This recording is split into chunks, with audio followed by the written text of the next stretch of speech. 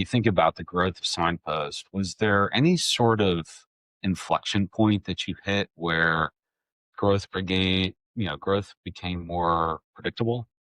It was really when we narrowed in that focus. We had to do it that way. We had run out of cash when I took over. I took over and they left me with say, here's kind of just the raw business, right? And you don't have any way of funding any of these big projects that others might typically fund. And so at the end of the day, you're going to have to get really, really focused on one thing because that's all you can afford to do. And the inflection point for me was I took the first 90 days at Signpost and I called the past, I think it was like 15, 1600 churned customers and just talk to them. So I'm not trying to resell you. I'm not trying to ask you to come back on board. You don't know me from Adam.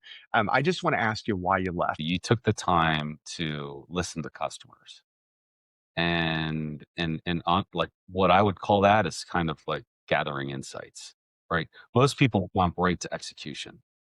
And instead of, following a path where, gather insight about your customers, your competition, your current company culture, then you use those insights to develop sound strategy, which then leads to good execution. And everybody just wants to jump to execution and skip the first two steps, right? Or definitely skip the insight step because they feel like they know everything already. And so I think that's really, really smart the way you went about it.